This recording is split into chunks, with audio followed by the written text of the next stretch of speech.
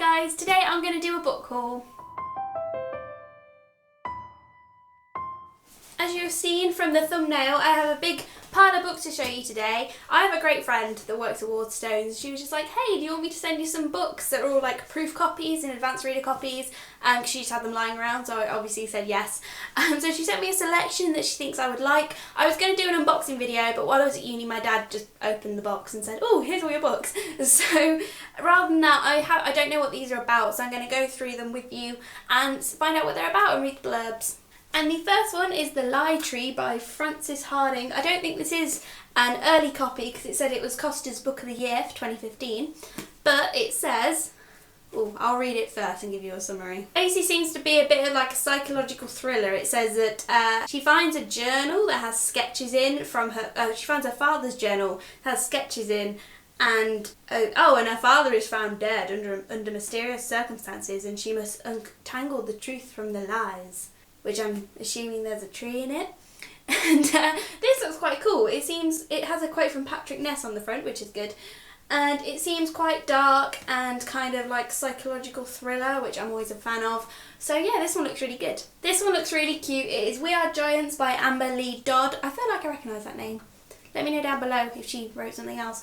But there's a big quote from Jacqueline Wilson on the front saying she's an exciting new author who writes sensitively and truthfully about an interesting and unusual family. So this seems kind of middle grade. It's pretty big front. It's pretty small. But hopefully this is good. It's due to come out in April, so the proper copy might come out pretty soon.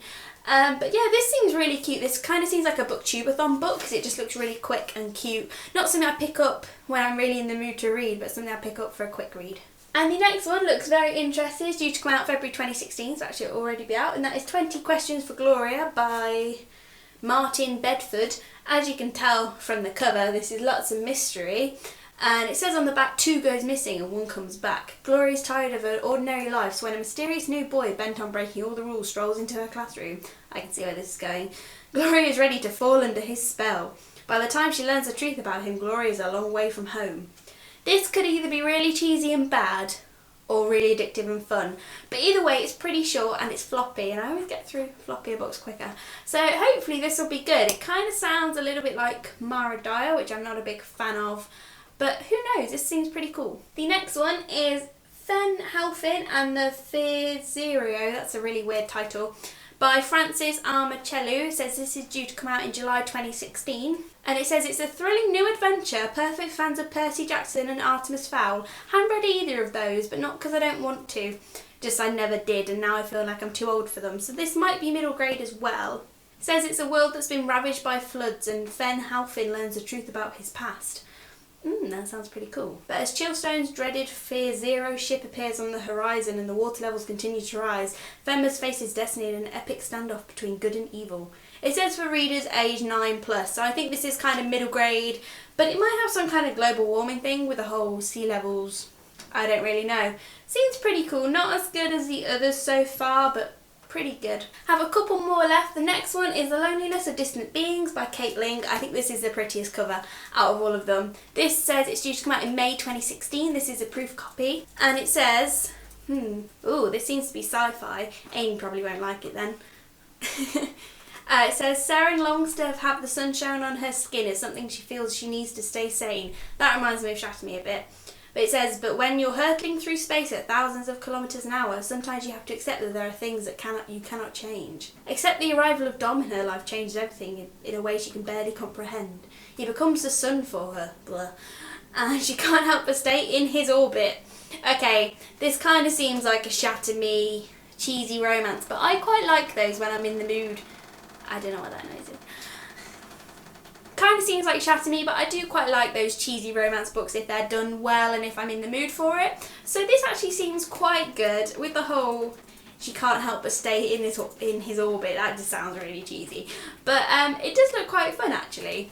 And the cover's really pretty. This next one I'm sure a lot of you will recognise, now it's Half Lost by Sally Green. My friend probably didn't realise this was a third in a series, but it does sound really good, and after reading the blurb of this I do quite want to read Half Bad, although I have heard mixed things, but I like witches and fantasy and things. So I'm not really going to summarise what this says on the back and things because I don't want to spoil the first 2 books myself or for you. But yeah, this is the final one in the trilogy, and I did actually receive this from her a couple of weeks ago, so I bet you quite a few people would have been jealous that I had an ARC copy for the final book. And the last book is really pretty and gold and shiny, and Amy was eyeing this one up. It's The Muse by Jessie Burton, who also wrote The Miniaturist, which was a big best-selling book about a year or 2 ago. And this has nothing really on the back. It says, "But I wonder, given what happened, the trouble it led you to, would you do it again?" Yes, I would. And then it just has the date on it, which is the 30th of June when it comes out. So that's very, very vague, but it seems interesting. I know her other book was historical fiction, so I'm not sure if this one is as well. But it's really, really pretty, so I think once I found out a bit more what this is about, I'd be pretty interested to pick this up.